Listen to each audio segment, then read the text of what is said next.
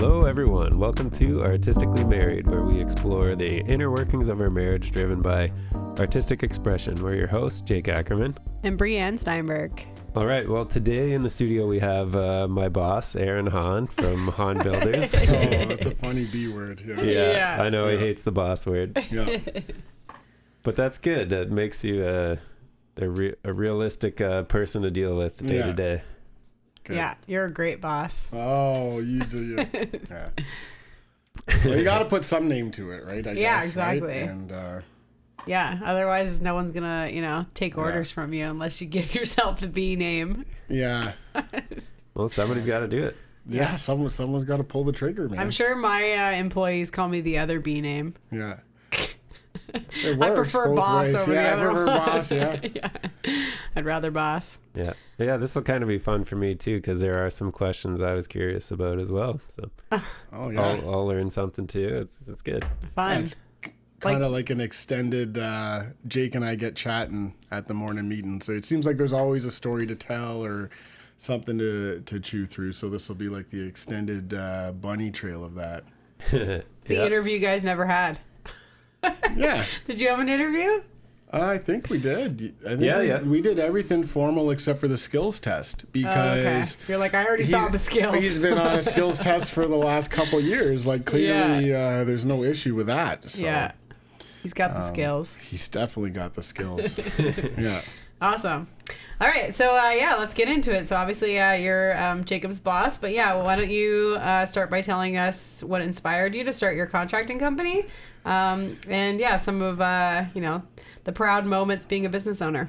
Okay. Well, it kind of got inspired when I got into construction. So I never really planned to get into construction. And I kind of dipped my toe into that, and I got hired as a laborer on a framing crew. And it was a pretty rough job. So I decided that I was going to actually quit and just find something totally different, because I'm like, I don't know if this is for me. And I was working with my cousin at the time.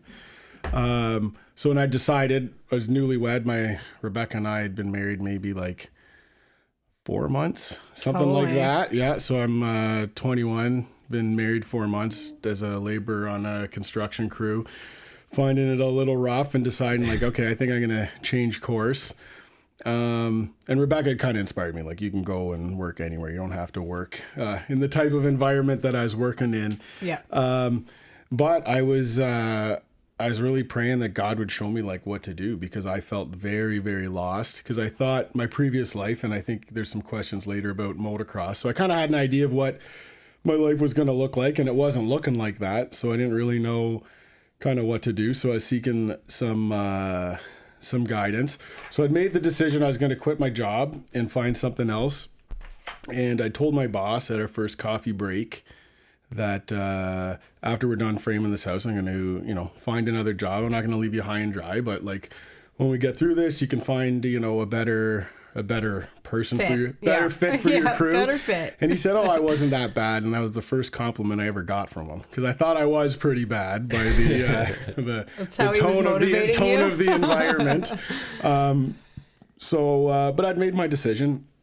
So I went out in the back and started moving these floor joists into the house, and we're framing this house in a new subdivision, like in Beaver Valley in Niagara Falls. It was just a field behind us, and there's a dude I noticed walking towards the house through the field. And as he got closer, he looked a little rough, like he had like cut off jean shorts, and like a dirty shirt and a baseball hat. It was like kind of all dirty and stuff and pretty scruffy. And at first I thought, oh, it must be a trade coming to get like a piece of plywood or a 2x4. They'd, sometimes electrician, plumber stop by the job site and need something like that. Yeah. But then I realized, oh, this guy, he doesn't have like he's not a tradesman. He's just some rando. And I'm like, oh man, this guy, I felt a little nervous. Like he's going to ask me.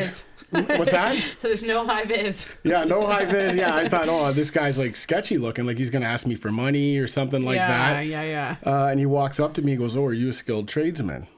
And I was like, no. He's like, oh, you're not a skilled tradesman? I'm like, no. I'm like, I'm a laborer. He's like, oh, that's too bad. We need more good tradesmen. We need more carpenters. I was like, okay, yeah, cool. And I'm like, where's this going? And then he goes, do you know who the greatest carpenter ever to walk the face of this earth was? I'm like, oh my goodness, where are we going here? And I was like, very timidly, I was like, Jesus? And he's like, that's right, it was Jesus Christ. Don't forget what you're doing. You're not building houses, you're building homes for families, and homes are built with love. Wow. And I was like, okay, yeah, dude. You're like, I think I just met God. No, I didn't even think that. I just thought like, whoa, this guy's like spitting some truth. Like this is like a very overwhelming, but like in a wow, man, I just quit my job. Especially at those pivotal moments where like, you just quit your job, you didn't know what you were going to do. So then I was like, okay, cool, man. I'm like, what's your name? He's like, Timothy. I'm like, okay, nice to meet you, Timothy. And I shook his hand. He's like, oh, do you smoke? And I'm like, no, I don't smoke. He's like, oh, okay. He's like, well, maybe I'll see you around in a coffee shop or something sometime. And he turned around and started to walk away. And I was like, whoa, like this just all like what just happened here? I was like, wait, like where are you from? Because I'm like, coffee shop, like this is way too vague. And he turned around and says, wherever God sends me. And I'm like, oh dude. And this is the kicker to the whole story that I hadn't even said yet. When he got close to me, like within like, I don't know, like 3 to 5 feet, like kind of like within talking distance, he smelled amazing.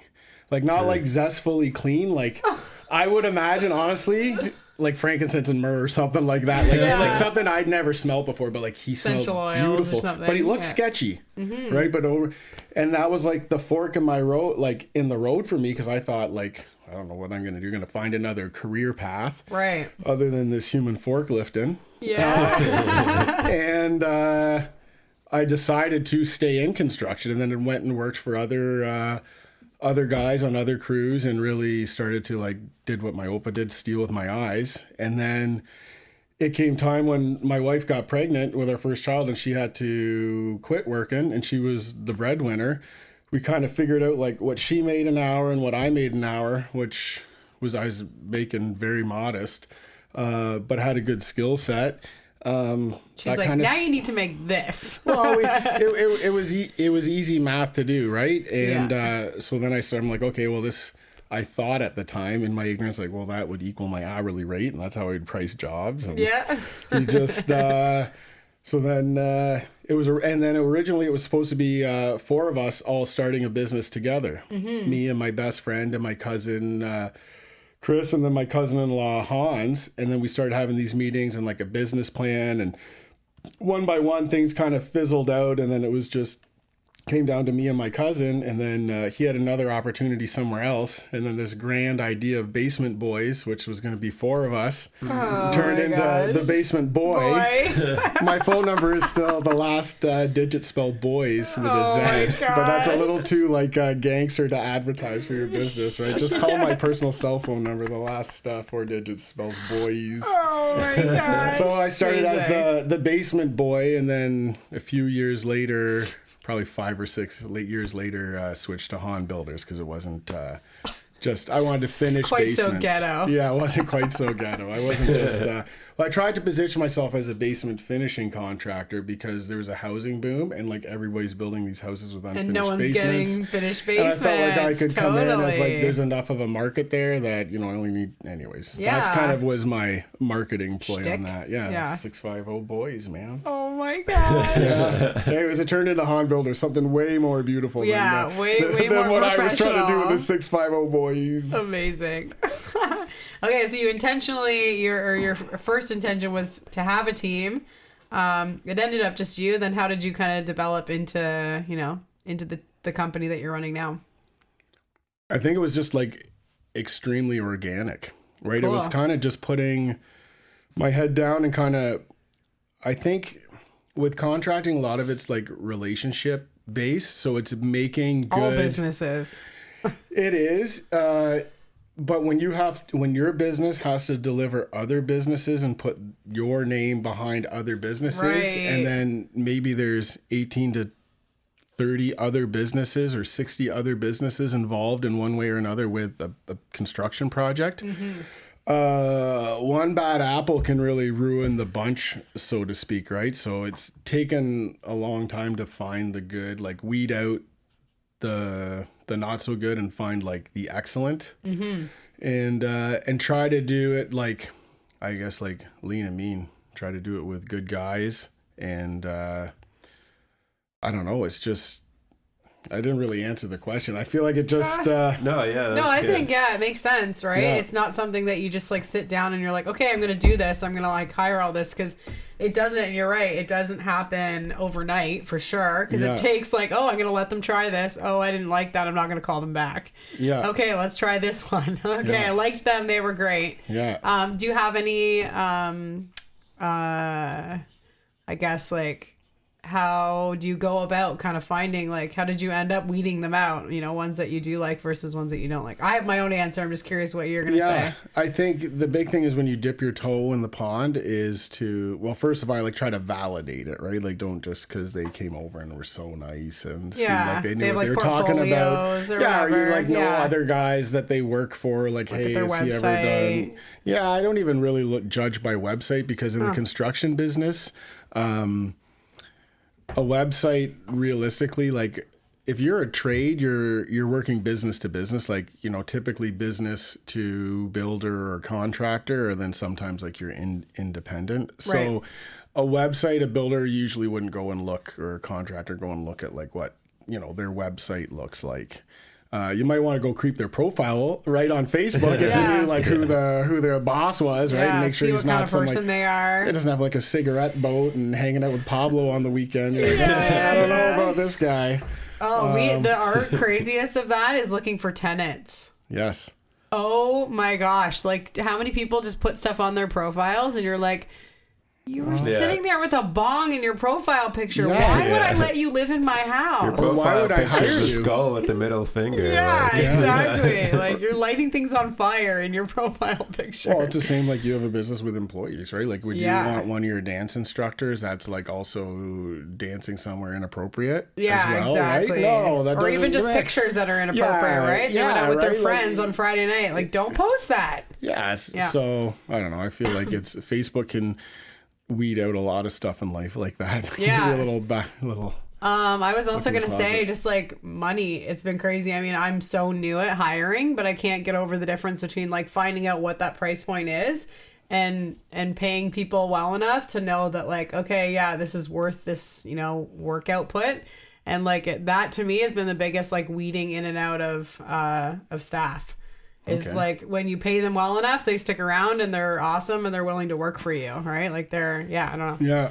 That's been my experience anyways. Is Yeah, that I when think you're even paying people sometimes well when enough, you pay them well, it doesn't matter. they And still then- do crappy work. Yeah, well, and then especially sub trades because they got like this prima donna complex, right? Like they think that like, oh, like my poop doesn't stink, right? Yeah. There's no Think way they're so that's out good. of level. No, that drywall looked perfect. No, we would never leave nails proud in our trim, and no one's ever done that in the history of our trim company, right? And you're like, Yeah. oh yeah. All right, Okay, great. I get it. I know where we're going with this. Yeah. Paying Yeah, them so I was curious where you learned from. So was it the original framing crew, or like where did you kind of learn your building skills? Where did you grow up in a house with like contractors or builders? Or Yeah, no. So I did like my upbringing, like I guess like growing up in my house with my parents. My dad was a business guy, so he wasn't like in the trades, but he was very like mechanically apt. Like I remember building a flashlight with him on a 2x4 when I was a little kid with like a hinge as the switch, right? Wow. And then when I got into like, we'd always like fix our own bicycles and like that kind of stuff. Never really automotive, but then when we got into the motorcycle stuff, we did like basically all our own mechanics. I remember my dad built a special tool even for like doing like the forks, because you have to have this long thing that can slide down in there. So he like found a picture of it, which was in a manual, and made a pipe and filed it, you know, to those like special locking pattern. And so like he was always very like Hands-on. mechanical that way. And then both my grandfathers were in the trades. My one grandfather was a carpenter from England. He started his apprenticeship when he was like 13 or 14 over there. oh well. And then my 13? and then my it was crazy young over there, man. Yeah, Like it was super young. It's child labor laws. It would be now, but I think Yeah. that that generation maybe was appropriate. I don't Yeah. know. I think it's Yep. appropriate, like especially for young boys. They got a lot of like oomph in them, like to have that channeled in a good direction. And if it's something that can even spark their curiosity, then they can drill down, and certain types of construction too is more physical than others, right? So it's a young man's game. So if you can get in there and then they don't got to hit the gym and now they're naturally just looking buff, like there's a lot of there's a lot of benefits. there can be a lot of benefits to it. All right, Phoenix, let's go get the hammer. Yeah. Oh yeah, Susie's old enough for sure. Yeah. What was the original question from that? Was that where you learn your skills. Skills, yeah. So I like to think that I got some of my DNA because and then my other grandfather was like a machinist millwright, right? So all this precision like fabrication kind of stuff. So I never had any and then I had the little bit of motorcycle mechanics and stuff, so like, but that's not construction at all. It's similar-ish stuff. And then I had to learn how to read a tape measure after I got off that framing crew. Like I just started, my Opus said like steal with my eyes. So like I just started like asking my boss, well, how do you know where that window goes? Well, how do you see that measurement? And well, this house has bricks, so you have to allow for that. Like, well, why wouldn't they measure to the side of the window? Well, no, the call outs are to the middle, and you have to find out what the rough stud opening is. You can't use the window size on the blueprint. Like just all you can just start like just... Yeah, you could tell your brain was already going in that direction. You wanted to like know how and why, so you could do it independently the next time. Yeah, and then like I subscribed to Fine Home Building, and I probably read those magazines like cover to cover at least a couple times, right? And found certain spin-offs. We should also specify this is pre-YouTube, right? Yeah, pre-YouTube. Yeah. So I was going to make the joke like, oh, YouTube, because I did get into concrete countertops for a hot minute, and a lot of that was YouTube inspired. So it was like a side project with a buddy of mine for a couple years. But anyways. Didn't like it? Yeah. Yes and no. There were some really cool aspects about it, but it's hard to make a buck on. Okay. Super labor intensive. So heavy. And some of the sealers we were using, like, I don't know, it's a little bit of trial and error too, right? And you can't you got to deliver when someone's like, my countertop cracked and it's been 5 days. And you're like, oh, well, lose my number. Yeah. Have you been to my Uncle Todd's house? No. Okay. He has, his whole house is concrete. I love it. I love everywhere. concrete, heated concrete floors and then polished concrete countertop, right? Yep. Yeah. And poured in place? Must have been, yeah. The countertop? Yeah, poured in place. Yeah, see, we were doing them off-site. We built like a big vibrating table and stuff to get all the air bubbles out of it. Like, gosh. How did you move it without a crane? Well, you just get some juice monkeys from the gym, right? Like you literally can you can like network that way, right? And just be like, insane. You'd need like a small army. You need like 4 or 5 beefcakes and beefcakes. I don't know, like guys that can really like break their backs. No, it's not about breaking your back. It's about like lifting properly. Like it's a technique like anything else, right? And there's cheats to the technique, and that's when people get hurt, right? We're like, oh, just bend like this. No, we all need to like squat it, right? And go up together and this and that and have like, a clear, safe path already through the house. Like walk it to go, okay, we're going to go when we get here. You're going to go around the corner that way, right? Like you got to, I don't know, and then you just... let her rip, man. Sounds crazy. It is. Construction always has like a hint of crazy. It's just how much, is it a hint of crazy? Is it half crazy or just full bore crazy? Like I wish I never woke up today. Oh my God, it's amazing. Yeah. All right, cool. Well, I mean, I get this firsthand because I am always just so impressed at how you kind of like run your team, because I get it on the back end being a wife to Jacob. But can you talk to us just about some of the values that you instill in your team? I found that question interesting because I'm like, values. I'm like, I don't really instill values in my team. And I'm like, oh no, sure, I instill values in my team 100%, but it's not like something that's on the board or written or that we talk about at the Monday morning meeting. Like, hey guys, here's our Hahn Builder core values. And I think like to summarize it, it almost sounds cheesy, but it's love. Like I think like genuinely, I would say like we all love each other on the team. Like I would say that about all the guys that I work with. Yeah. I would like to think they might not use that word, but I would like to think there was some type of like reciprocity in that, right? And if my guys know that I'm genuinely trying to like look out for them and trying to like encourage and facilitate like, their perfection and make their job the best that it can be, because it's not a very glorious job sometimes, right? And they know that I'm like kind of like in it with them. I think that and they see me working hard too. Like they see me, I'm not the boss that's rolling in late and leaving early. I mean, I do like to work hard, play hard. Like I kid you not, like I do take Fridays off sometimes and this and that, but I'm definitely, I think, so I instill that value of like hard work and commitment to the team. And I'm always like thoughtful of the projects, right? Like trying to think about like, how do we make this better? How do we do this? And also facilitate that, like, hey, like let's spitball here and try to like spark something. And like, I feel like sometimes when you take a challenge and you pass it around the room, Jake's like, well, what if we had like 2 2x4s? And you're like, yeah, 2 2x4s. And Brianne's like, well, what if they went sideways instead of up and down? Someone's like, yeah. And then someone's like, well, and then if we do that, we could do it over there. And then the whole problem solved, right? Like if you get 3 different kind of angles on it. So I'm very open to like, hey, and sometimes the most person that's them removed or has the least amount of experience has sometimes the best ideas, because they're not tainted already by like, maybe this is the way I always did it. Understanding the problem too much. They're like, well, classic example, I helped my daughter do an oil change. Yeah. And like typical, like all the other oil changes I've done in my life, you get underneath the vehicle and you grab the oil filter and you wrench it off. And it was like I had to do half a like Pilates move to get friggin' on this oil thing. And it's up on ramps and I'm on like underneath her vehicle or whatever.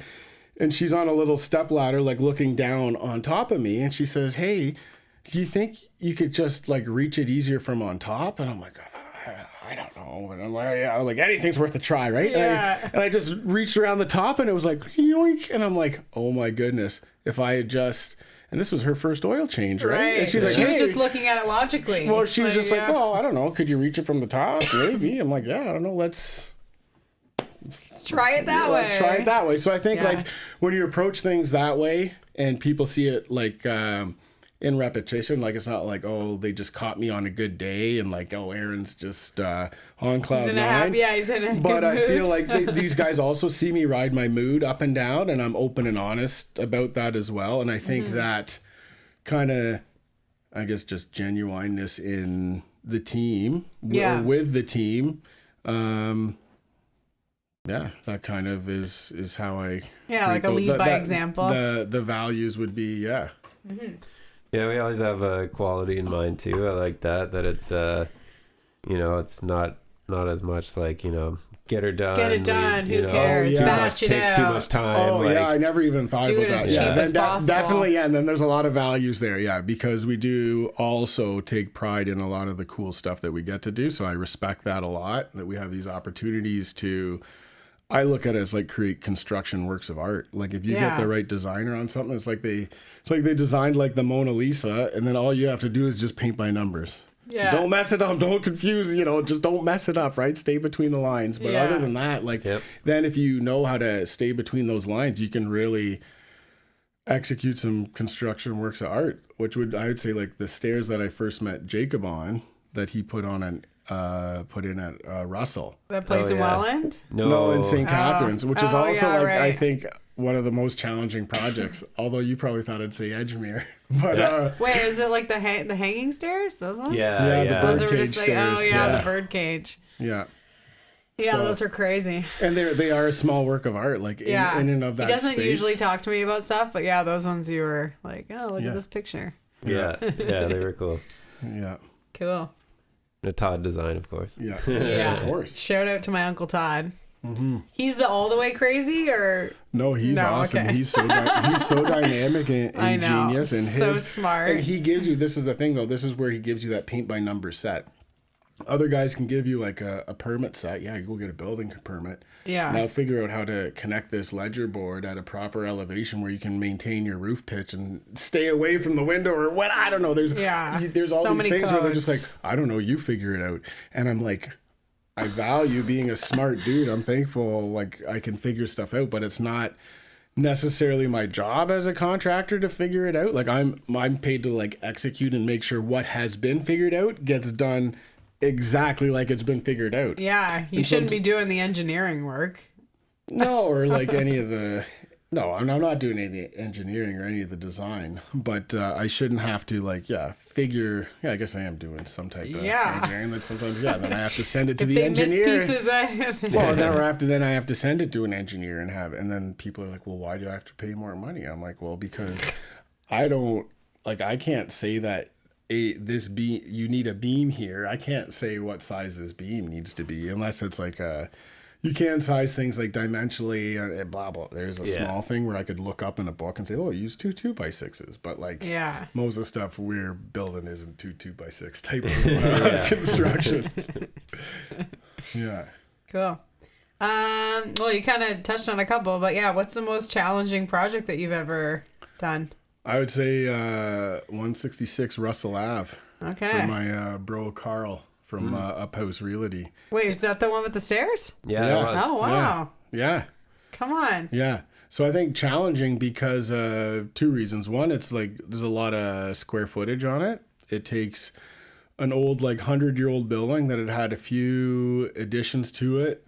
2 of which were of shoemaker-ish quality of being done on the Thursday before a long weekend kind of deal. Oh my god. Wait, it was attached on?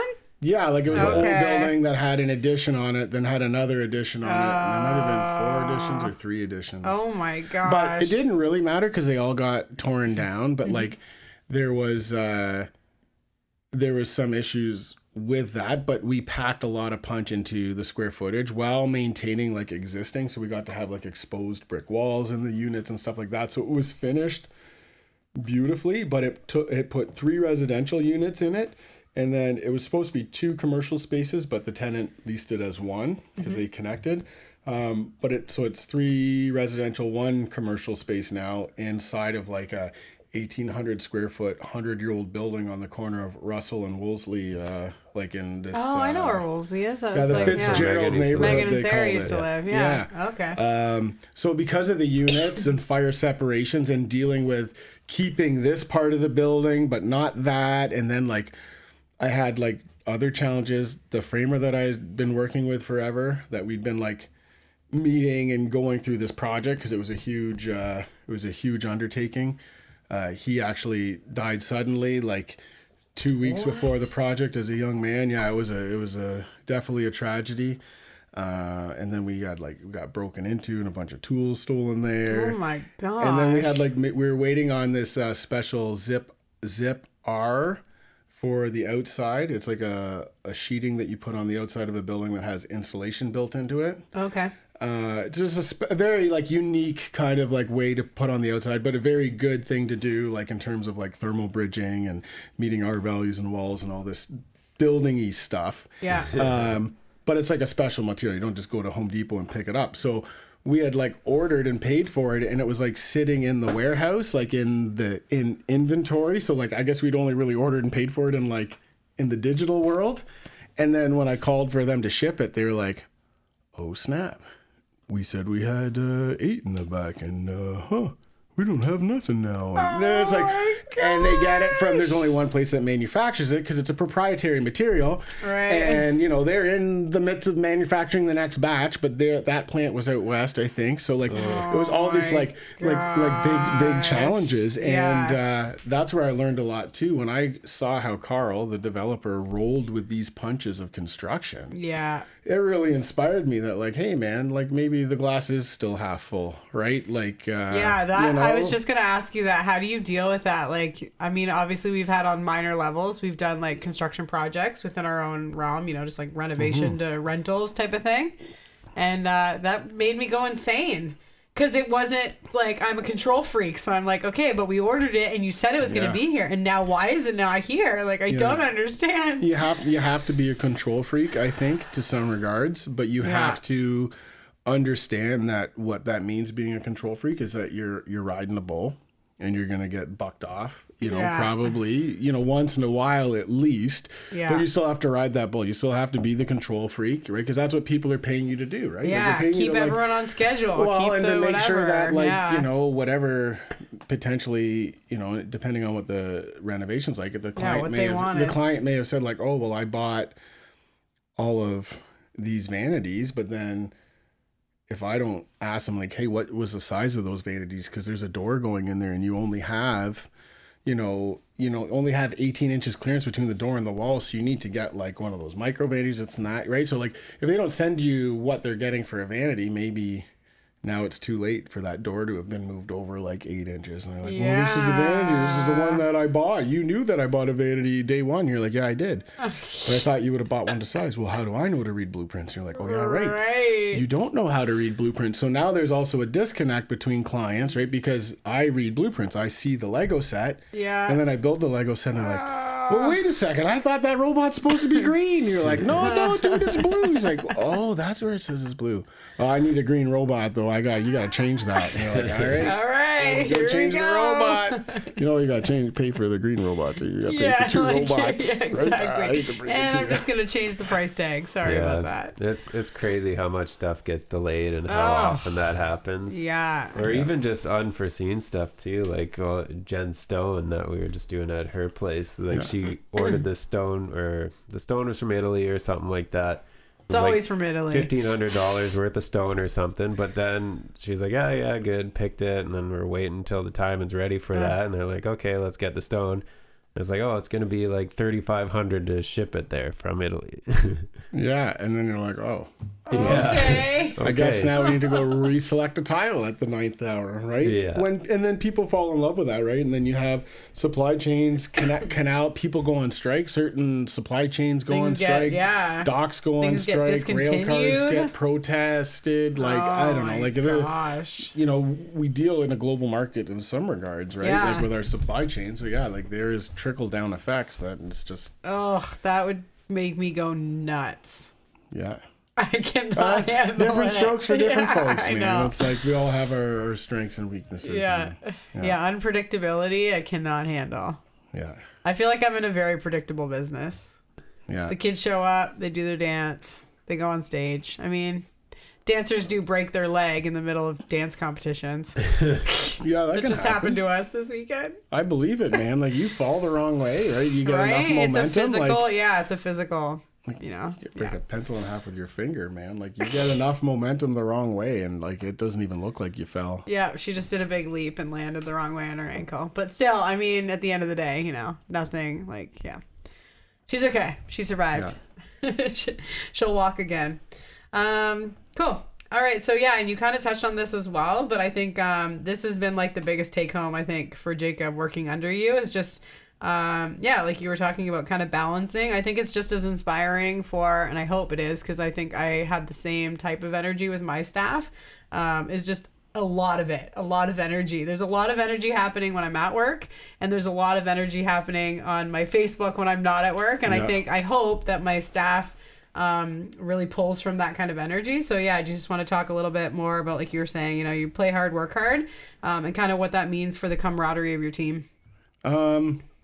I think, play hard, work hard. I know that construction is tough. So you kind of also need to have a reprieve from tough, right? You got to recharge the batteries. Like, I'm sure even Chuck Norris took a nap, right? Like, it's, you know what I'm saying? Like, you can't just, my dad would say you can't sprint a marathon, right? And we got 5 days of giver in us, right? We work Monday to Friday, pretty consistent hours, I think, I want, life is more than work. We all got to work. Like, it's the way this game is played in our society. Everybody's got to have a job, and we got to make money, and we got bills to pay, and myself included in this whole game that we play together. So, I think it's just as important to be doing the fun time after, right? Yeah, like so Saturday, Sunday is just as important. Yeah, I want them to have fun, and I want them to, enjoy life, because I want work to be as enjoyable as it can. Yeah. And I feel like Jake's the only one though that actually takes that seriously. Is he the only one with kids?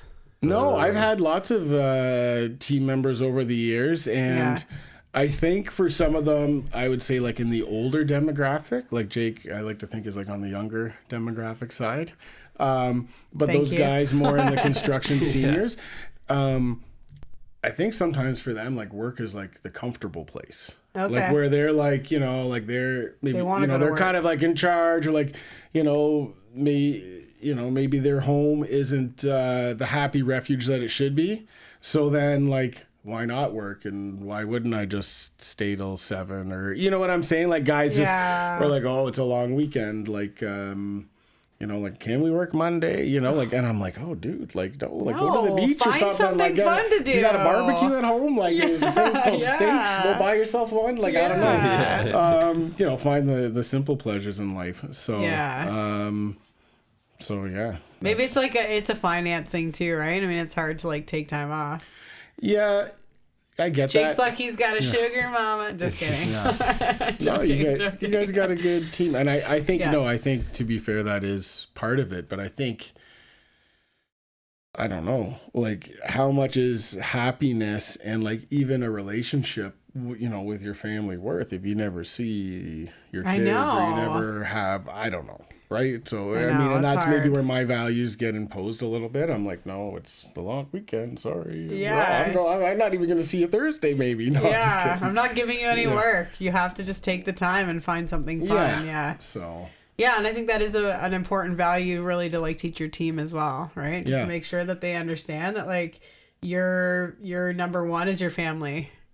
Yeah, and this is why you're working, is obviously to support your family, right? Yeah. And then Hahn Builders becomes your family too because of the amount of time that we spend together, right? Yeah, So we're it's spending a lot of time together. so, and as a family, you expect things out of your family members, right? So Yeah. for your family members to kind of fulfill their duties, they need to be rested and recharged and generally happy. Like Yeah.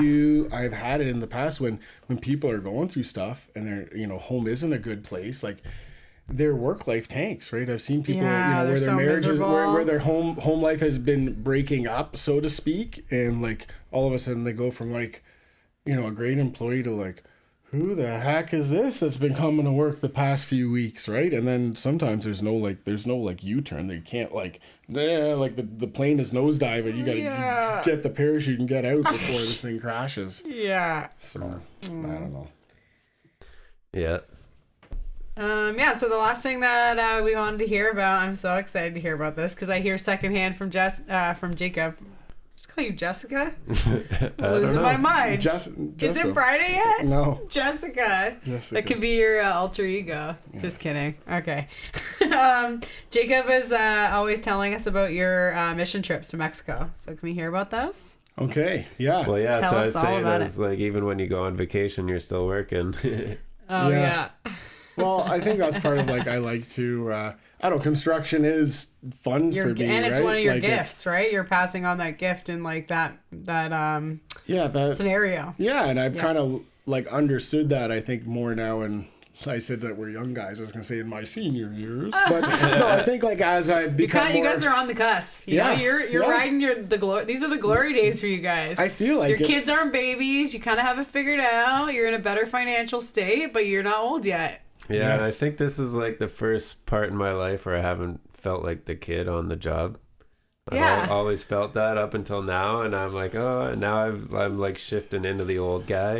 Yeah. That's good. Got a couple gray hairs, but we're still, looking good. You've got like the young guy mojo with the old guy experience, right? That's the way I would look at it. And you've been working since you were, same thing. like you've been working forever, right? And you have a very 16. And you have a very dynamic past in terms of like the different experiences you have working. And I believe every one of those gives you a value or a skill in life, whether if you hated the job or not. I guarantee definitely. you learn learn something. one little tool in the toolbox that is, made you a better person or a better teammate in life. Totally. So Mexico. Mexico. Yeah, I guess it's we've done it 3 years now. So there's an organization down there already set up, and what their mission is to build houses for local families in need. So there's a bunch of prerequisites that they have, and they work with local churches down there and the churches will have like family members that are in need or in a situation or whatever where they literally need a house, and this organization has it down to like a fine science on how these houses get built. So you can actually build them. This is what's so cool, is you can build them with like zero construction experience. Like it's actually designed that you can go down there as like a young youth group or something like that. And depending on if there is any skill set on the team or whatever, they'll give you like, you know, a couple foremen and a translator and some guys to kind of lead the team. And they're nothing elaborate, these homes. They're square with like a 412 roof pitch, gable to gable. They get built unbelievably, like in like 3.5 days, which seems like That's like, insane. It is insane. It's like What's TV the show inside crazy. outside? Like what are the So the outside insulation layers? is no insulation because they don't need it in the climate that they're in. Right. Yeah. I meant like what's the Exterior. exterior and interior? So the Like, exterior walls. is like a grooved plywood, so it looks like a vertical siding Okay. that's all painted. So it all gets painted by like a painting crew. So while we're framing walls, there's like 8 to 12 people with like rollers just rolling sheets of plywood and stacking them like in the sun to dry, because we have to pick them up in like 45 minutes, start sheeting the walls with these. Oftentimes we're picking it up, but there's still like wet paint, like getting blue on your hands. And I stuff was just like gonna that. say, what color are they? Yeah. Right? We built a blue one, a gray, like a grayish one. I'm trying to figure out what.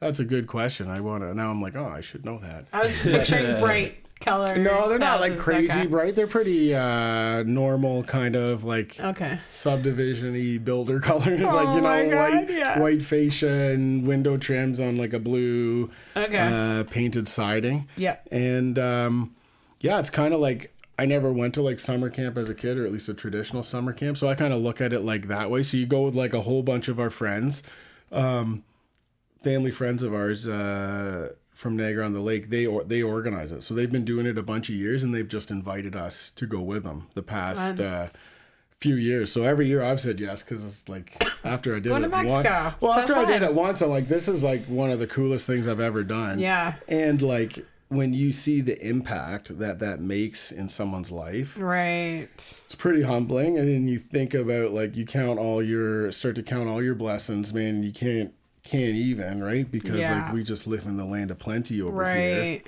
And the relationships you get to build with people over there, you know? Yeah, like we've made some good friends, and Yeah. they invite us over for fish tacos every year, and they like fresh caught Nice. shark. They make the fish tacos with shark. So like, good. yeah, and you get to build this house super quick, and it's like fun. You have breakfast together every morning. You do a small like chapel for like 15-20 minutes, and you're on the job site. You're not on the job site till like 9:00 ish, you know, and then you stop for lunch, and then it's like 3:00 and it's time to pack up. So like compared to what we do at Hahn Builders, where we're like, I mean, I'm at the shop before these guys, but like they're there, like Jake's good, he's always early, but like, you know, he's there at like 20 after 7, right? And then Yeah. he's rolling out of there like, if it's a good day, at probably like 4:45 kind of thing, right? Or maybe Yeah. 5:15, like it's not like the end a of the long day. day. But yeah, they're big days, right? And you Yeah. know, so yeah, it is kind of Mexico like, at 2:00 is siesta time. yeah, there's no siestas. It's not even warm where we are. It's been like cold-ish. Where are you? We're in like the northwest side. So it's right below San Diego, like on the Pacific coast. So it's about like 3 Okay. hours from San Diego. It's called Ensenada. So it's called what they Okay. call the Baja Peninsula. So if Yeah, you're like an okay, I know what you're off-roader, you talking hear about about. like the Baja and all that stuff. Yeah. We get lots of good surfing all up the coast and stuff there. It's a really cool place, but it is cool. Like it's quite cool. Yeah, I was So- I was surprised that California was as cool as it was. I thought it was you going to be think like, super oh, hot. and then you get there and See you're all like, these whoa, beaches. dude, I want like, a hoodie on the beach, it's like 70 man. degrees all the time. Yeah. And then when you go inland, it's like 120 in Mexico Yeah. or in California. Yeah. Cool. Well, it sounds great. It sounds like such a cool opportunity. I had a friend that would in university worked. I think the organization was called Sport, and I was really interested in it during that time because they were also doing. So they were doing the building part. So 50% of the organization was the construction part, and then the other 50% was like resources. Okay. So they were basically going down with like bags of soccer balls and like you Yeah. know, and then having people go in and basically like teach or hire facilitators that would kind of be running the rec centers. So yeah, I thought it was like such a great idea to have mission work like that. So awesome. And again, it's crazy because obviously it's obvious what they're getting out of it, but it's miraculous what we get out of it by going and being in service like that. Yeah, and I think one of the coolest things was be able to do it as a family, right? Like, so you're doing it with your kids, and your kids are a part of it, right? Right. And they get to see how the rest of the world lives. Realistically, Yeah, that's cool. Right? So yeah, we always struggle when we go on vacation, and people are really just like, "Oh, let's sit on the beach." Like, we're not sit on the beach kind of people. yeah, We're always like looking for some adventure or something to do. So I think it is nice when you go down with like a project like that. Right? yeah. Yeah, cool. Sounds fun. How do we get invited? I don't know. I would have to spearhead my own house building team and I love put that this. together. How's that going Can up we too brand fast them? now? Can they be Han Builders like No, tagged across the side of Mexico? not You can even see it close. from space. I wouldn't want Han Builder's name on those houses. Oh my gosh. They're not to No. your standard? No, not even close. But it doesn't. But this is where we live in a different world, and we just have to acknowledge that, right? Yeah. And necessities are different. Like, we're literally putting up. We got our values here. Well, we got our values. We got building code. We also Winter. They also don't have snow load to worry about, right? So exactly. the roofs can be a lot more like it's all like 2x4 rafters. It's like 16-foot 2x4 rafters. We're like, all right, giddy up. But we're literally putting up rafters, and they're hanging drywall on the ceiling joists underneath us. Like, they're like it's going that. And fast. Then that fast, and then they spray texture it, so everything has like almost like that popcorn ceiling texture, all the walls and everything. Oh yeah, So we've seen that. Maybe Costa Rica. Yeah, that's very common in like and- South American countries. So you just tape all the joints. Yeah, it looks like and then stucco. even while the tape is still wet, you can spray the compound everywhere, and then that's how next day, after day one, you can be painting and stuff, right? Wow. Or day two, That's day crazy. 2.5. Anyways, whatever. What's It goes their so like? fast. What's the square footage of each one? These ones are, I think they're like 16 by 20, so like 340 square feet. Is that 16 by 20? Crazy. 160 is 32. Yeah, 320. Anyway, something like that. Yeah. I hope the math is right. I'm on a podcast. It's the size of my bedroom. The math is right. Yeah. We'll have to edit it. Yeah, Just edit kidding. it. No. This builder can't do math. Cool. All right, so let's switch gears a little bit because we are very interested. We haven't. I feel like we haven't talked to a lot of guests about this, and it's such a big part of our life. Maybe now that like the summer season's upon us, we'll be talking to That's guests true. more because it'll be forefront in our mind. Winter. Yeah. But yeah, you're also a big outdoors guy. I love camping and fishing. Yeah. And yeah, I mean, obviously, that when we talk about, our like free time or like things, those like greatest joys in life for us, that's it. Yeah. Like, we're happy with a 10 by 10 camper and just being outside all the time. So yeah, I know you're similar to that. Do you want to talk to us a little bit about your interest in the outdoors? Yeah. Well, I think my interest in the outdoors is kind of because it didn't spark until Isaac was 7 years old. Wow. Like, I always thought like the outdoors is cool, and I grew up doing Boy Scouts and stuff like that, but like that was never like my idea of like adventure or excitement would be to like as a young adult or whatever, it's like go camping. Really? So or like fishing or anything. I thought like fishing, I'm like, come on, man, like that's in like the category of golf, man, like boring. I grew up like doing all this extreme sports stuff, right? Right. And then, Okay. and then for Father's Day, when Isaac was 7, Rebecca bought me and Isaac both like a fishing rod and like a little kit, like fishing. I don't even remember what came with it. I was like, okay, you got some bobbers and some worms, and that's what we would do after work. We'd go out fishing somewhere, right? Like the Jordan Harbor or this or that. Sometimes Alyssa would come with us too, but she's a little bit not really she's into fishing now. She's a rock star fisherwoman. Oh, cool. At that time, she wasn't like super into it, but yeah, like so was Isaac's and I little thing, and I was like, I don't know what happened. Like, I'm like, oh, I really enjoy this, and I think that really juxtaposes like the stress and craziness from work, and then fishing is like, it's still quote unquote exciting for whatever reason it is. Yeah. But it's also very like relaxing and unwinding and like narrowing your focus and calming, and you are in nature and enjoying like listening to water flowing or being on the water. I love water. And then like that was like probably one of the first like real like red flags in my life that like, ooh, I get like very obsessive about things. Because then I was like all into fishing. I'm buying all the fishing stuff. That's all I want to do. I got these tackle box subscriptions where I was getting lures every my box God. of lures shipped to my house every month, and like oh yeah, and then I bought a fishing boat, and like it went anyways, I do really enjoy it. And so it's kind of like a newfound hobby for me to, because I never grew up like doing outdoors, so I got to like write my own outdoors adventure. And then I think for me, even more exciting than the fishing now is this like bird hunting that we've been doing in the fall. So like that's so now you're out in the middle of nowhere, no cell service, like completely off the grid, northern lights, like literally because you're on crown land camping on a lake. And then just the bird hunting is a very active form of hunting, so you're just randomly driving around a UTV all day looking for these birds and like having a picnic on another lake that you just found, or I don't know, it's like the most coolest, like you feel like you're 5 years old but like with a lot more responsibility, right? More money. You got no, like I think like you got like guns and you got food and you got side by sides and like so you have like all this like this big boy toy stuff, and you can just go and like check out of the rat race and go and kind of live that, you know, I don't know, live that like nomadic, untouched form of like reality. Like that's our true reality, and then we kind of hide in the concrete jungle and do our human thing. But it's cool to get disconnected. Totally. Yeah, totally. Yeah. Even the last 2 years, Annabelle just started taking an interest in fishing.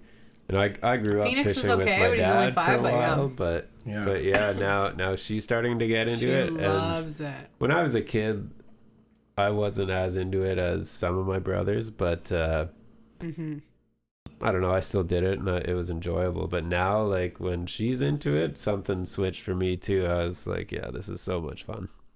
And like you said, I think like it's really just about like finding that like serenity, right? When your life is just so insane, you just that peaceful feeling, and being outside, all the things. I could in a second, if someone was just like, you have no more bills anymore, you're good, you have like a, you know, enough money that you can live off of, I would be in that camper in a second. I would never look back.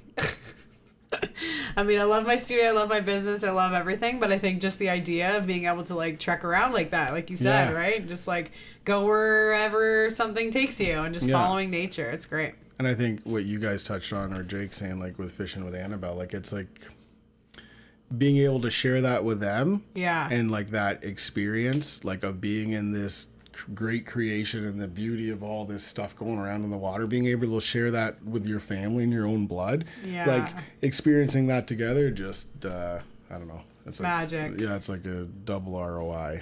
You want to tell the bass story? What? I love it. Let's do some fish. Let's tell some fish and stories. Let's tell some fish tales. Fish tales. Yes. Yeah, I don't know. We caught like a 4-pound bass when we went to Bancroft. Was that last year? Yeah. So this is on a family vacation? Or Yeah. Like We had a cottage gifted to us last year. Yeah, we stayed at a cottage, and it was actually interesting. We were just fishing for sunfish off the dock, and Annabelle was having so much fun catching the sunfish, and she hooked one by the eye and pulled it up, and then like the hook pulled the eyeball out, and then the fish was there kind of with no eye, and then she was sad about it. We threw it back in the water, and it couldn't swim good, and it was kind of just flopping around on the top, and it went by this big tree, and we're kind of just tossing our lines back in and whatever, and then all of a sudden just like woof, and the sunfish was just gone. So we're like, whoa, there's something big over there, right? So we started fishing by the tree, and then a little while later we pulled up this monster largemouth bass, and it was awesome. It was humongous. I just looked at Jacob, I'm like, can we eat this? He's like, yeah. I'm like, oh yeah, do it. Do it. So then we're like hanging it, trying to figure out how we're gonna do this, because like it's been a while. We were at a cottage, we didn't have like tools, whatever. No, we found him. It was good. Yeah. No, I was But gonna yeah, say but that then both the kids started freaking out. Oh So yeah, if you're cleaning, well, yeah. So The first now- time you see a fish getting cleaned as a kid, you're like, whoa. Oh no, we Yeah. didn't even get that far. Oh, And she was screaming yeah. and crying. Oh, I So now got the fish was dying, and she was like, no. And so Anna starts crying because she wants to put it back in the water. And then I was like, oh, okay, we'll give it a shot. And then Phoenix started crying because he was like, wanted no, to I eat want to it." eat it. Yeah. So now we're fighting got each other. double trouble, yeah. Yeah. Me and Can't Jacob win. were just like, Can't I win. don't know You're what to like, do. So That's we're like, when okay, we're okay, like- okay, we're gonna try to put it back in. We go put it back in, like in the net, because now it's in this Yeah. giant net, and it's just laying there. I'm like, Anna, like it's gone, man. Can we eat it, please? Best fish I ever ate. It is, man. When Yeah, you it was catch it good. yourself. Yeah, It's, and it was humongous. Like I had never seen a fish that big. It was huge. That's the. What's the biggest fish you ever caught? Not that big. I'm a shitty fisherman. It's the first edit you're gonna have to make. No, it's all good. No, it's fine. Yeah, yeah. I really like to fish, but I'm not that accredited, to be honest with you, with like stuff that I've caught. But I have been a part of some pretty decent, cat. Like Alyssa, my daughter, has just been crushing it lately. Like I can't even. That's amazing. Yeah, it is amazing. It's inspiring because I'm like, okay, I just gotta hang out with her more, take her fishing more, and it'll rub off on me. Yeah, Maybe she's sometimes like a you're just fish in a whisperer. boat. We went to when I was ironworking. We took this fishing trip, and we went to this lake in Alberta, and it was like we only had a day off, so they had guides and stuff, and they brought you out there. They had all the gear, and they took us out there, and there was like 3 of us in the boat plus the guide, and we all have our rods out, and like 2 of us were just like pulling in fish nonstop, and the one guy, I don't think he caught one the whole time, and he's got the exact same thing on the exact same rods, like in the exact same spot, out of the same boat, and he just got nothing all day, and we're like switching sides, and I got one, and He must he have got just nothing. felt like the most cursed dude, man. I feel bad for that guy, man. I was like, oh. Yeah, it's one of those things you wonder if That like could have people put been out an me. energy or That could something, have been right? Yeah, Cool. that's all right. Well, I think it's probably a good time to take a break. Sure, We yeah. gotta put our children to bed. Yeah. All right, we'll be back.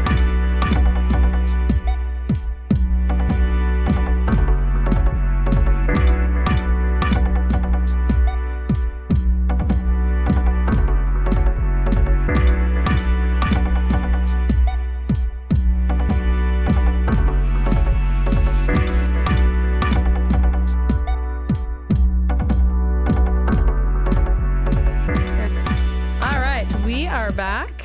We are sitting down with Aaron Hahn from Hahn Builders, also Jacob's boss. It's been a fun hour so far.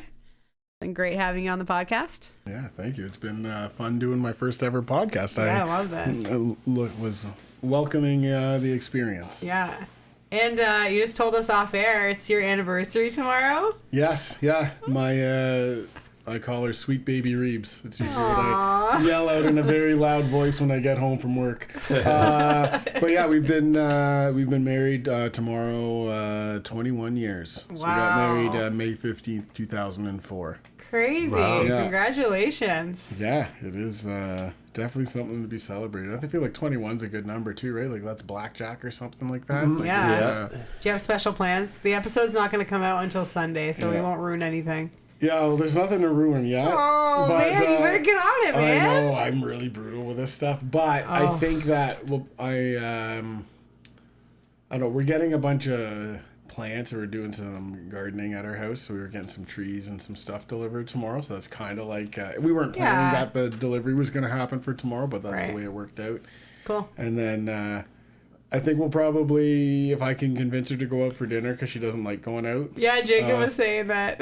which I'm fine with. I Yeah, I think respect that's that. great. And you know what? Realistically, it's frugal. Like it's way better eating at home. Way But, better, healthier for you. Like, yeah. yeah, all the things. It's just the entertainment sometimes. Anyways, blah Yeah, blah I blah. So I'm know. gonna see if we can maybe go to Niagara College for dinner because that's where we met, right? So it's a sentimental place, and then we'll probably go for a walk around the hallways grounds are after, nice, yeah. and then find our little old makeout corner or something and spark a romance, and then it'll probably be like 9:45. I'll be like, I want to go to bed, baby. Let's go home. And then it'll be a good night and one more day of Giver left in the week. Nice. Yeah. So you got a plan.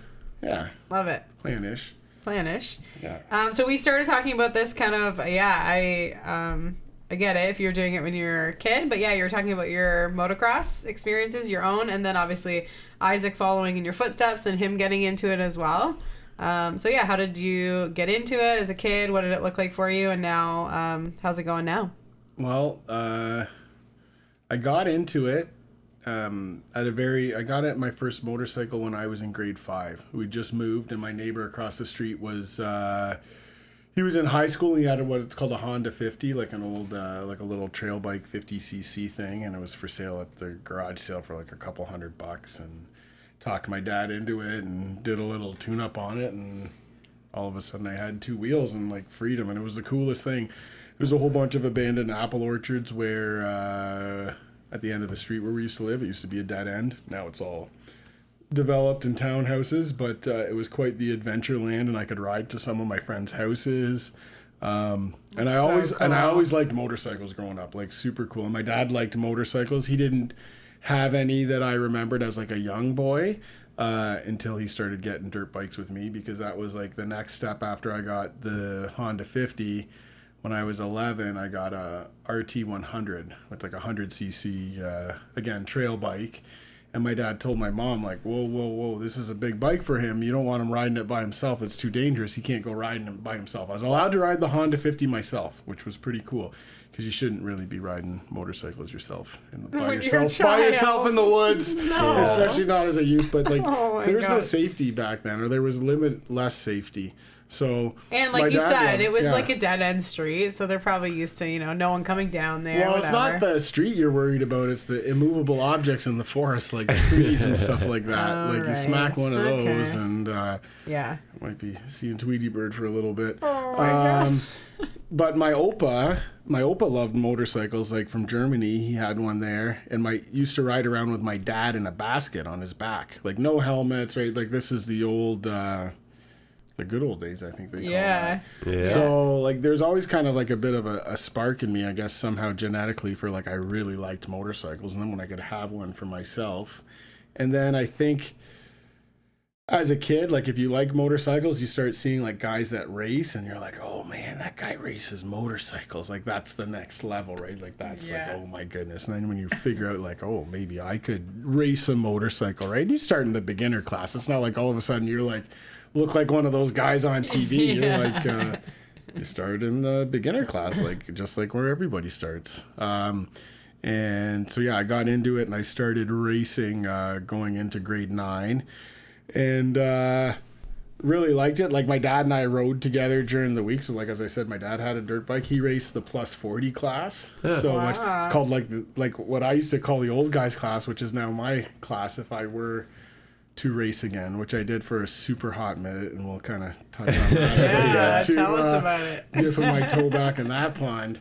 But yeah, I really liked it, and I had some opportunity of the support of my parents, and I had some, I think, like natural ability in that, between that and the help of my parents, and getting hooked up with some coaches that really took me then next level, because like everything in life, it's all like technique based, right? Like I'm sure your dancing is technique based, and you just have to speed up the technique, right? Like you do it faster, do it harder. Yeah, and like that's kind of the, like my coach's mentality was like, you practice perfection. So you practice whatever technique that is on the motorcycle perfectly, that technique. So maybe you have to do it going 2 kilometers an hour. But you practice that perfect technique, and then you add in the speed until you get a little bit of like imperfection, and then you practice at that speed until that becomes perfection again, right? And then you add the speed until you get imperfection. You're just talking about like the control? Different, like isolated techniques, right? Like everything breaks down onto a motorcycle, even from like your shoulder position over the handlebar. There's a whole technique and basically science to riding. So when someone was able to break that down to me and teach me how to ride a motorcycle properly and this and that, then I started to like, oh shit, man, this is starting to like this is starting to take off, and it became like more competitive.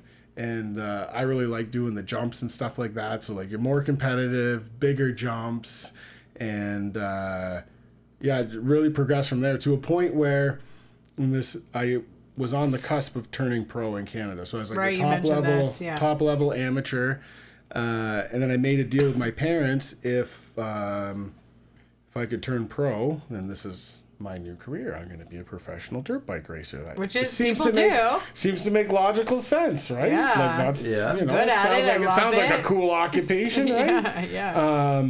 So, but if I didn't make it as a pro with their support, then I would go to college. I'd go get an education, which was the desire of my parents, which is a good desire to have for your kids to, get some education. Yeah, I think it makes sense that parents want that for their kids.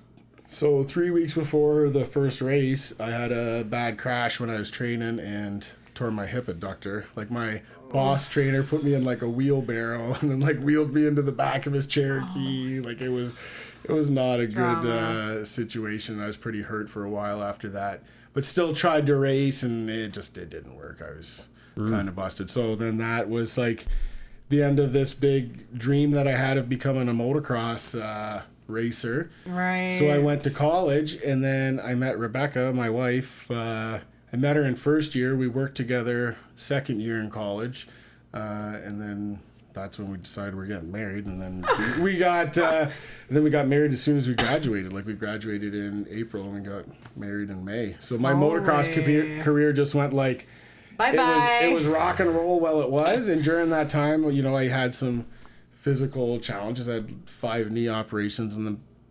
6-year span with plus like the hip adductor, plus like there's some nerve damage in my lower back, and get knocked out a few times, get a little bit of Dane Bramage, and like it just it's a rough sport, right? Yeah. So I retired, and then I actually sold my race bike to buy tools to start Hahn Builders. Wow. Because that was the stage of life I was at, right? I got married, exactly. and I needed some dough for tools. Tools ain't cheap, and this race bike hanging there that I wasn't really riding much. Right.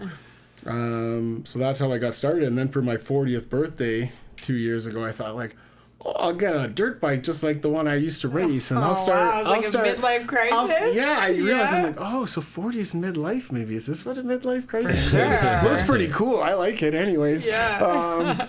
So I got another dirt bike, and I thought, I could start racing. Now Isak had started racing, like last year really was his first full season. So he just started the year before with a few races. Mm-hmm. So I thought like, like that was the year I did it. Yeah. And so his is like a time trial through the woods. It's like cross country racing or hare scrambles, some people will call it. He races with like a Off-Road Ontario is the organization. So it's like a 2-hour time race through the woods. A little bit of it goes onto a motocross track. So it's very like physically enduring. Yeah, the endurance factor is crazy for 2 hours. That's so long. But these trees that I was telling you about, like I grew up racing motocross. It's a wide open track. Like, you got to watch out for other riders. But you can kind of choose your own adventure in some regards, where you're going to hit the corner, how fast you're going to hit the jump, or what you're going to do. I feel like there's a lot more speed involved with that. Where it's motocross, just open space like that. Yeah, motocross is way faster, and that's what's kind of fun. So the woods riding, you're going way slower. Way slower, But even if you hit a tree going 30 kilometers an hour with your shoulder, it dislocates it, right? 30 kilometers an hour is not that fast, but it's fast enough that when your body comes to a total stop, it hurts a lot. And thus far, no injuries. So I didn't get any injuries racing. I was talking about Isak, but Isak's he's still strong like bull. Sometimes he comes back, like I see him, like he's like coming between the shower and like his bedroom, and I see he's all like busted up on his back and scraped and bruised and stuff. But like I don't know, he's kind of still at that stage in his life where like I was like, I could take just a tumble. Bounce and, well. You bounce well. You're tough. You're young. And you just keep on going. Now I'm definitely fragile. So I had too many close calls racing, and then I had an accident when I was riding just for fun with my son, and like kind of had one of those hit a tree, wasn't going very fast. Like This is recently? yeah, like I was in last summer. I worked in a I think I sling was for like around. 3 or 4 months, and because it was also they thought there was some. I was in a sling because, anyways. Yeah. So I dislocated my shoulder, and they thought I severed my bicep tendon, which I'd already done on my other arm. So I kind of had a similar injury, which wasn't even from dirt biking my other arm. But so I'd had a similar injury. One surgeon said yes, it is severed, and one surgeon said it wasn't. So there was some indecision there, a lot of pain and discomfort. So yeah, I was last year when Jake and I were working together. Like I was a one-armed contract, the best one-armed contractor in Niagara. One-armed paper I hanger. tell my clients, they'd always laugh. I think that was my little line. But yeah, it was rough. So I just kind of was coming back from a ride with Isaac. We'd been riding all afternoon, done some amazing stuff, going up creek beds and hill climbs and all this, kind of like Wild more stuff. dangerous, risky Yeah, stuff. And I'm just kind yeah. of like putting it back on the trail back to my house, no. and kind of like the back end scrolled out a little bit. And I just remember like a couple like minor impacts and then a major impact, and then like kind of like remember next thing was just like remembering lying face down and Lights trying to out. like, well, you don't really notice the lights out. I think you're just like all of a sudden like you're like wank whack whack, and then you're like all of a sudden like, oh dude, what happened? Like, you're like, oh, I'm hurt. Yeah. How bad? And then you just start doing the check. Start It's to like move how the how arms, bad am I move the hurt? And that's neck, and then like- that's when I went to like get up. The way the tree kind of like my shoulder was forced backwards when I got up. That's when like my shoulder went in. So I've dislocated my shoulder a couple times. I've never had to have it set. It's always kind of like my body it back motion has like in. allowed it to like move and go back in. So after that, and I hadn't been hurt in a long time. Since my last bicep, I tore my bicep tendon, I think like 6 or 7 years ago. And that's the last kind of like, it's a trauma, right? And then it's a long road to recovery. So when you go through these things, you're like, oh no, not again. And I did it so much when I was a kid. I was like, oh no, like PTSD. a little bit, yeah. You're like, I don't want to get cut open again, man. I don't want to go through 6 months of physio. I don't want it to hurt every time I put my t-shirt on. But like those things go away over time. Yeah. They truly do. It is a road to recovery. So Yeah. I'm like, yeah, I don't like this road to. I'd rather just not even be on a road to recovery. Yeah. Like just be like, I just don't want to get hurt. Okay. Obviously, I'm gonna have a little bumps and bruises. I'm still gonna go riding. Like I'm not gonna not ride anymore, but I don't know. It's the risk you take to have fun, and I'm willing to take that risk. That's how I feel. When I was young, I did a ton of skiing. Like it was huge in our life. We skied a ton. Yeah, with And no now helmets. I'm just Nobody like- ever wore a helmet when we were kids. Did you wear a helmet No way. skiing? No. No. I mean, I probably still wouldn't now. Now you just have like a toque on. Does and everybody your- now? your Yeah. things. Oh yeah. Oh. And then I bought one, and the first time I put it on, I smoked my face off a rail and smashed the whole front of the helmet off. Oh my gosh. But then someone- yeah. Sometimes we had I guess the same as our snowmobiles. Yeah. Snowmobile helmet, right? Is that what they were for No, skiing? Well, it'd just they be look like more a like a skateboard helmet. Yeah, they look more Oh, like a skateboarding. helmet. Okay. Anyways, it doesn't matter. Now it's one of those things where I'm just like, it's not worth it. Yeah. Maybe not now, but even as of last year, before I had a team of people working for me, I'm like, if I break any bone in my body, I get no paycheck. Yeah. Yeah. You see, and that's kind of like, yeah, that is. I'm the not worried about roll putting of the my dice. shirt on. I'm worried about working. Yeah. Exactly. So there's that, like, I didn't have that threat when I was young, and like Isaac doesn't have that threat. Like, oh, woo, like. It would suck for us if he gets hurt. Yeah. Because I would lose some of my, manpower. Yeah. I know like he's gonna recover. Like Yeah. you get through these things. What but, does your wife have to say about this? She's very gracious. She's amazing. She's wonderful. She does voice her opinion. She doesn't like seeing anybody she loves getting get hurt for and sure. when I tried to, and she's a numbers chick, so like. Yeah, statistically speaking, what are the chances? My last accident, I was like, babe, it was just a freak accident. She's like, okay, so you've been riding how many times now? And I'm like, okay, 4.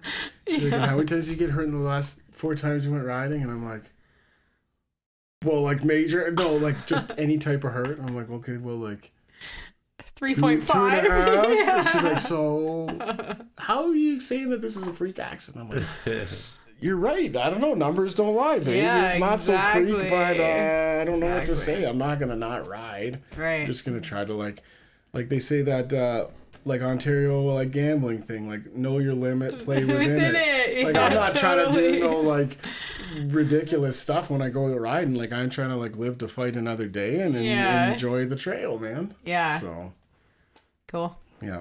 Well, it's exciting, but yeah, I don't know. I think there was some discussion about you getting a motorcycle a few times.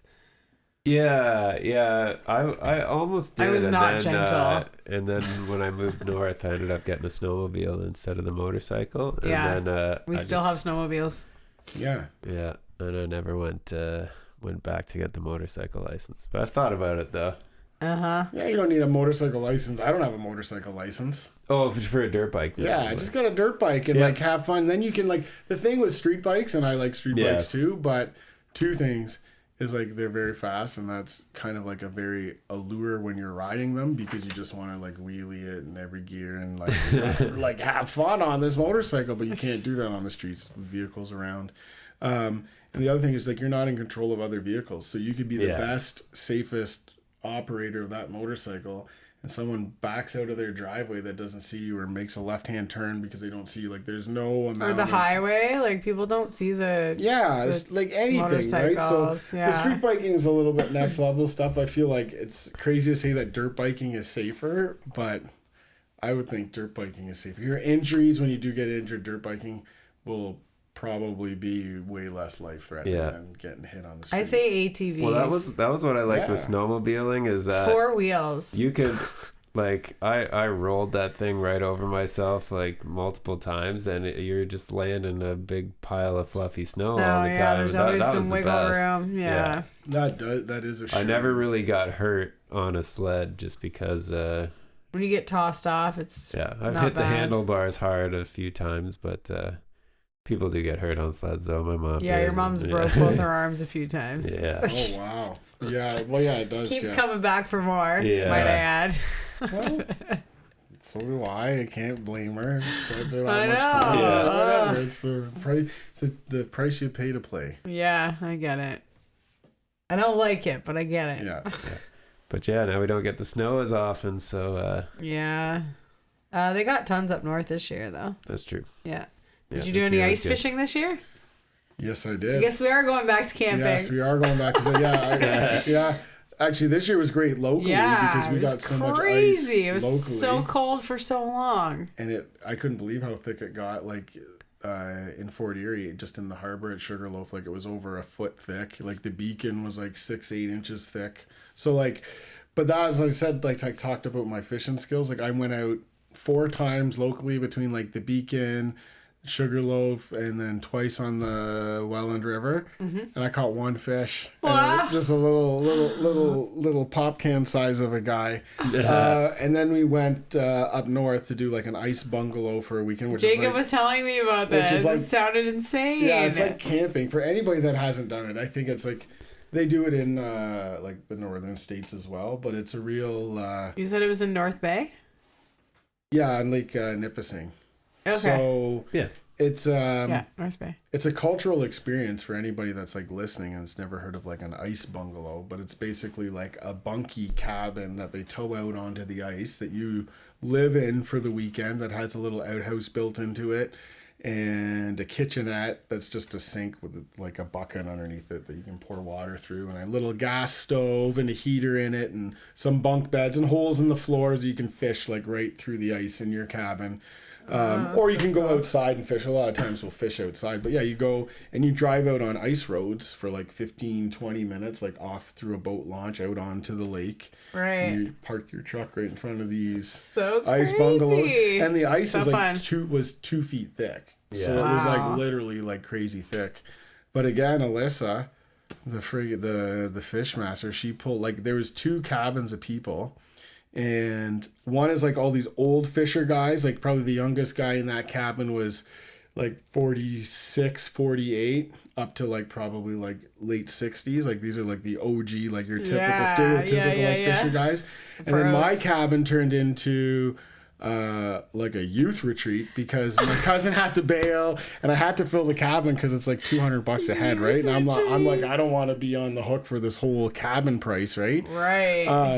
So at the last minute, I told my kids, I said, hey, like, if you guys want to invite some friends, like, invite your friends as long as they pay. Like, I don't care. Like, I gotta cover my ass on this. Right. So Isaac invited 2 of his friends. Alyssa invited one of hers. With half an hour. Retreat. Yeah, because all of a sudden I have all these kids in my cabin. I got to try to like lay the rules of like, hey guys, we're here. Like you're kind of almost adults, but not quite. Yeah. The garbage can. They lit the garbage can on fire by accident because they want to see if hand sanitizer was flammable. And alcohol burns like with almost like no visible flame. So they threw this little, basically for argument's sake, cup. They turned a pop can upside down and filled it with like the little convex with hand sanitizer and like trying to light it with their lighter. Like, oh, I guess this stuff doesn't burn, eh? Yeah, no, okay. Throw it in the garbage. So they threw this lit can of hand sanitizer. Yeah. So I come into the cabin, like we're not there for half an hour, and it's like I smell this burning plastic, and I'm like, oh my goodness, what is going on in here? And then I see smoke coming out of the garbage can. Then next thing, Alyssa's yelling like, fire, fire, because she's up on the top bunk, so she has like the bird's eye view and sees these flames coming out of the garbage can. Oh my God. So yeah, it was just, and then we had a side by side up there, and like one of the kids rolled the flipped the side by side because they got a little too sideways in it on these ice roads that they're ripping around on, and so it was like, so that was the ice fishing trip. The fishing sucked. Like Alyssa pulled out this lunker, this huge pike, which fed everybody for a fish fry the one night. And then all the other fish were like, I caught one all weekend. Wow. And I think a couple people got skunked. The other cabin, they all got like 1 on the board, maybe 2. A couple guys had 2. Like there was just no bite. But I even overheard the locals, like, because we went out, because my buddy had some sleds, so we went out and tried to just like find our own fish elsewhere away from these bungalows. Right. And I overheard, because we were near some other tents, and the guy was saying, yeah, I've checked everywhere today, like nobody's catching anything yet. So anyways, I don't know, like the fishing was slow, but it's more like the Maybe memories it gets and the like adventure. too much winter. Nah, fish, it's just because the year before we went up, and it was the best fishing I'd ever experienced. Wow. And same place. And guys were actually, the other cabin, they were rubbing their fishing lures on Alyssa's jacket for good luck, because she was pulling them out like probably like 3-1 to all the other guys. It was just on fire for probably like about an hour and a half. Like it was next level. Again, we were outside of where our huts were. We'd kind of traveled maybe a kilometer from. It's so crazy because like, come on, what kind of like technique you can have? But it's got to be like a magnet, like a. It's not tech. In those cases, we're all using like the same like jigs with minnows, right? And it's the fish school, and there's shoals, and there's different like times a day and stuff. Like typically, like we're fishing for walleye, so like there's like a morning and like an afternoon / like evening bite, like kind of like sunrise, sunset, and they come in schools, and when they come in a school, like everybody's just pulling them out. It's great. Yeah, crazy. Maybe because of the pop-up bunkies, they were probably doing so well because it was so wintry. Maybe they just fished it dry. Well, they do talk about that. They call that like souring the holes, like if there's been like overfished or this and that. But because the business, like, maybe was doing so good. Yeah, I don't know. Who knows? Yeah. It's fun to think about that. Sometimes they're just not biting. And it's just interesting that like that one person would, do so well and the person right beside them wouldn't. Yeah. That's crazy to me. Yeah, it's like sitting at this podcast desk and like one person just keeps being the dud and the other 2 people are crushing it. We're all within a 5-foot diameter of each other. Who's the dud? I would be the dud. If we're fishing, I'm definitely the guy that's like, come on, what are you, these podcasters? I got to be a podcaster to catch fish. That's me. That's what I'm lacking. That's the secret. That's the secret. Oh my God, hilarious. All right, these are just some reflection stuff, and I think we've kind of talked about them. But recharging. Yeah. What would be your go-to move for recharging after a long week?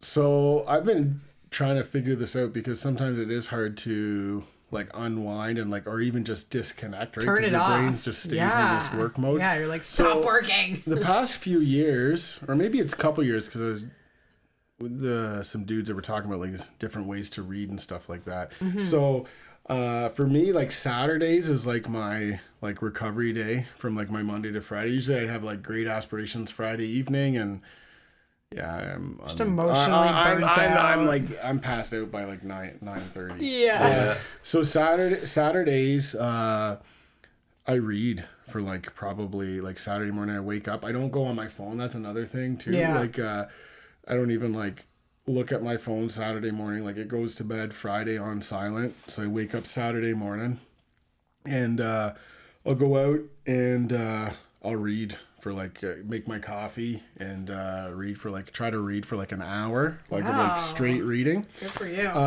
Which has been a real brain stretch for me too, because that's not something that comes naturally to You me. have to sit still, focus. Yeah, and like drowned out. Yeah, and all of that. Yeah. So What are you reading? the Bible. Oh, come on. So yeah, so that's what Holy. someone said, because usually we just read it in short little chunks, right? Yeah, So you're studying. yeah, you're studying it, or like I read it every day in the morning, but only like a chapter or two, right? Like I'm just getting like little tidbits of it. Yeah. But something's cool, like the Gospel of Mark is the shortest gospel, and you can read that like cover to cover in like 15 minutes. So then you get like, so kind of like how you'd watch like the Passion of the Christ or something like that. Then you get a whole gospel, like you get the beginning to the end in like an hour, as opposed to the just whole reading Jesus like story. yeah, as opposed to just reading like the Beatitudes or like him healing this or the crucifixion or the resurrection, like all these different pieces that we continually read. Right. So for me, that like extended reading time is really like, it's really cool for me to kind of, I don't know, just Ground, dig in focus. and reflect. And then I just kind of, I write most mornings, and I just have like my writing time and then my prayer time. What are you writing? I have like, honestly, like it's part of my morning routine too. It's like kind of like, it's almost like I'm writing a prayer. It's like my journal, like after I read, then I write, and I kind of write like between, like me and God, and like even like with work stuff, like if I'm going through work trials, like, hey, like help me with this, or like I know that like even like just reflecting on his faithfulness, and sometimes that's helpful because you're like, okay, I know you're gonna get me through this craziness, so like I'm glad, like, and just reflecting on like, okay, like it is gonna be okay, or like I don't know, like, or whatever, you know, blessings for your kids, or I don't know, so, or like maybe something really spoke to me, like when I was reading, I'm like, oh, like that exact thing happened to me yesterday, or that's just like what Reeves and I were talking about. So whatever, like it could be a Relatability.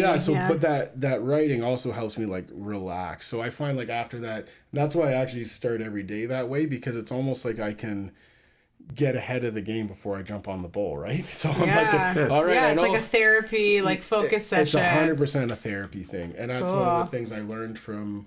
I did some business coaching for a while. Like I had a business coach for contracting. So well, I think any coach in any discipline will say like you have to work harder on yourself than you do on your business, right? Yeah. So like, what does that look like, and where are you struggling personally that you do need to work on? And that for me was like my stress, getting too ramped up, getting hyper about things, over focusing on this or that, or like negative thoughts and all this stuff. So like, how do you combat that? So my business coach wasn't a Christian, but he's like every morning he's like, he struggled with a lot of the same struggles I did, but he's like kind of overcome them, and he's like way off in the future. But he writes every morning, and he writes things that he's thankful for, right? Like, oh, I'm thankful for it. And he divides out, so you go, things I'm thankful for with my family, things I'm thankful for within my community, within my business, and then within my personal, like physical or something. I don't know. Anyways, but it was part of that like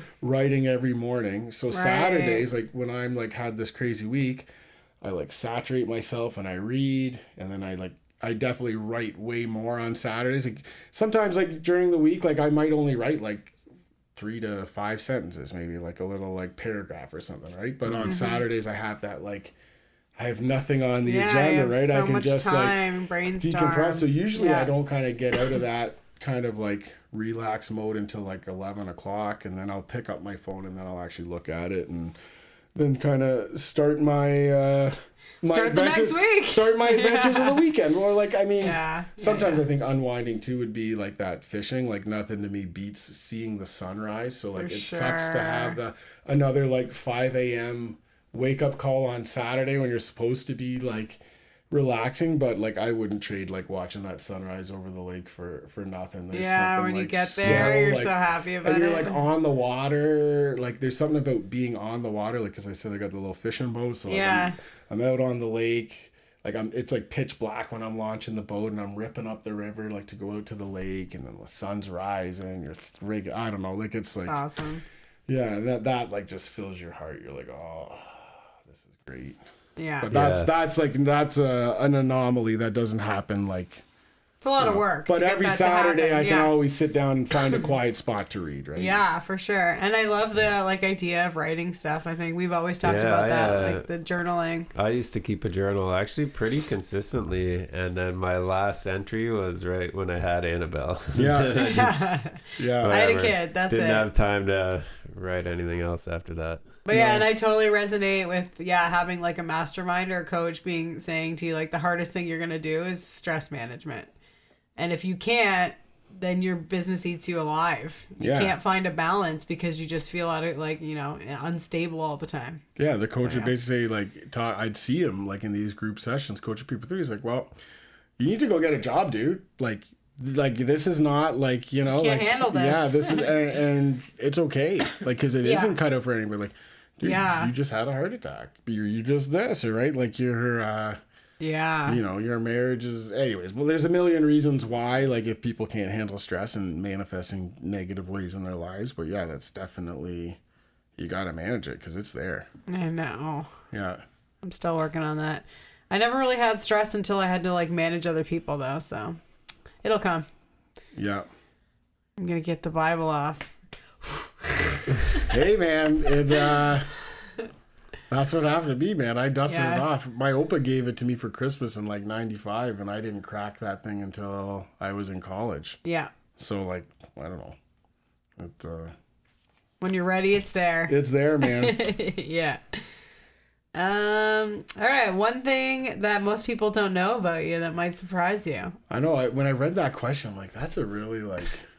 I'm gonna surprise myself. Well, and then I thought of like kind of the obvious one. And it actually probably is the most surprising thing that no one would ever guess. You have your belly button pierced. No.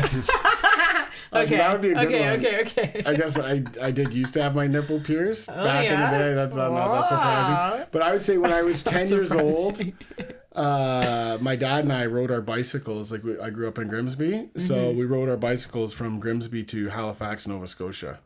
Oh. Yeah, so that was a cool adventure. What? Yeah, it took us a couple weeks. Yeah. And we flew home, but like it was quite the cool adventure. And we went down through the states, so like through wild. Vermont, New Hampshire, Maine, and then the ferry over to Portsmouth. I don't know, anyways, something like that. Wow. And, yeah, that was like that was super cool. Crazy. And it is crazy because you don't know what you don't know. So at 10 years old, like I don't know any different. I thought this was just as normal as like.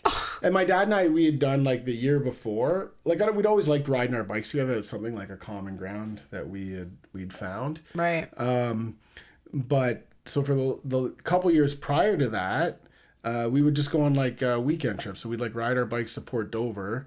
And then go out for like fish and chips and get a motel and go to the beach. That's still and then, crazy. And then ride home the next day. And my dad was going, well, Wow. like, it's 110 clicks there, 110 clicks back or something like that. He's like, well, if we can do that, like you can ride 100 kilometers a day. That's not that hard. If you go 20 kilometers an hour is a super easy pace. That's 5 hours of bike riding. It's 2.5 hours in the morning. Bicycle bike riding? Bicycle bike riding. Yeah.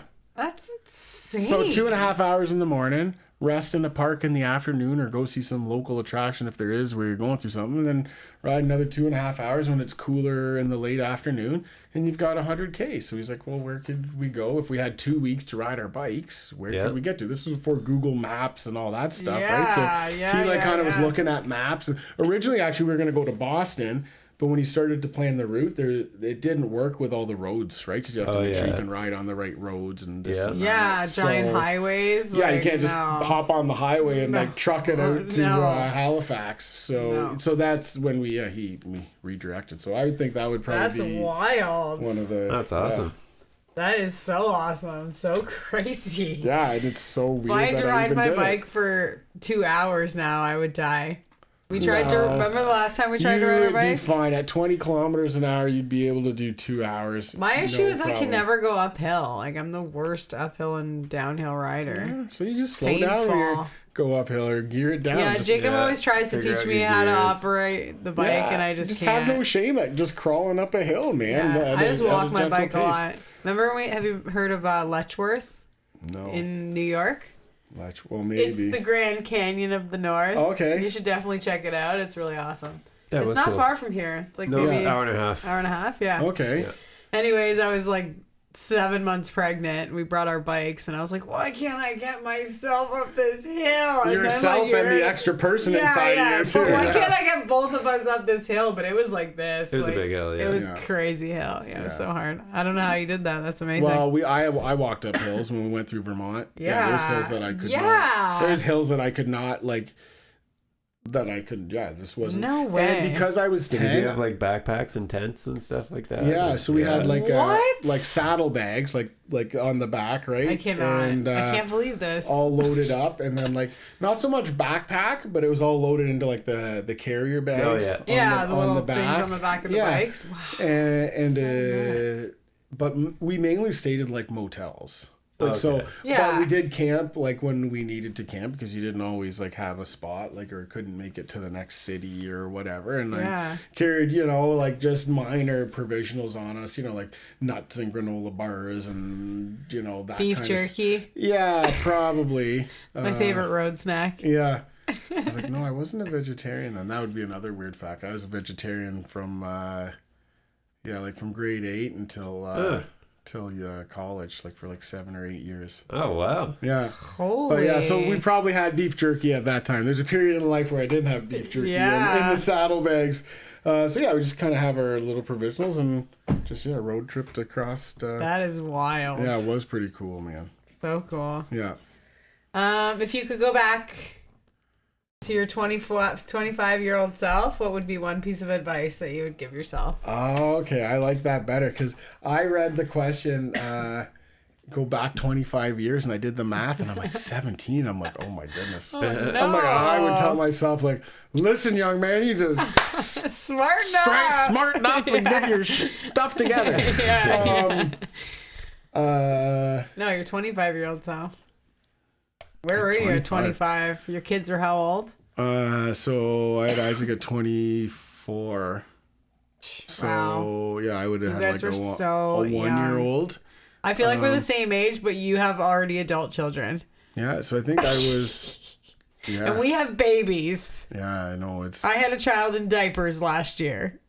Yeah, hey man, our best friends, as I was telling Yeah. you on the break, like they have a 19-year-old and they have a 3-year-old. Yeah, like, that's so hey, man. wild. Kids are a blessing. Take them I know, all. I know, it's true. I would think my 25-year-old self, I just tell him like, just like hang in there, man. Like Yeah. I don't know, like just It's gonna be trust. okay. Trust. Yeah, like it's gonna be okay. Yeah. Trust the process, and it's not gonna be easy, dude. Don't get no pie in the sky ideas that like this is gonna be easy. There's gonna be a lot of blood, sweat, and tears involved in this. Yeah. But it's worth it, and just keep on keeping on, man. Yeah, it's crazy when you get to be 40 because you look back and you're like, oh, there were so many times that seemed so dramatically horrible, And so Yeah. then you start, every time that happens to you, you're like, okay, I survived that. Okay, I survived that. So you hit 40 and you're like, I had a bunch of these times and it always felt super bad and Yeah. it worked out, Yeah, So like you what I start was having mentioning before, that experience on your faithfulness, side. and you start reminding yourself, okay, my goose isn't cooked. My goose isn't cooked, Yeah. even though it smells like it's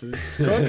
Yeah. No, it's not. I'm not I'm done gonna live yet. to fight another day, Yeah, right? yeah. That's a 25-year-old self. He didn't know that he was gonna live to fight another day. It was doomsday every day. Every man. day, Like, am I I know. gonna make it through this? Seems so And dramatic. then when you enter kids into the mix, like what you're saying, how that your journaling stopped when Annabelle was born, like, yeah, man, we had kids, and it was like life as we knew it.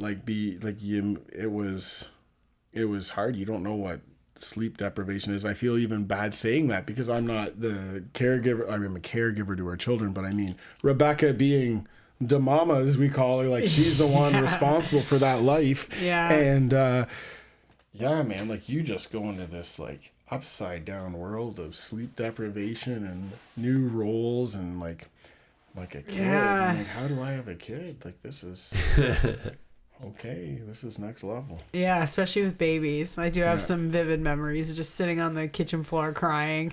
The baby's crying, I'm crying. We're just like on the floor, like, what's gonna happen? What's gonna happen next? Yeah. We're both gonna be okay. Yeah, exactly. Yeah. Amazing. Well, this was so much fun. Thank you so much for joining us tonight. Yes, thank you for having me. This is quite enjoyable as well. It was fun to chat, very organic, and yeah, you guys are awesome. I think you guys are awesome. Aw, thank you. Someone should put you on their podcast, but you're probably too busy Maybe one making your day. own. Yeah, maybe one day. All right. Well, we will have you again for sure. And yeah, have a good one. Adios, All right. amigos. Yeah, good night. Don't forget to follow us on Spotify, and you'll never miss a podcast. Yeah, good night.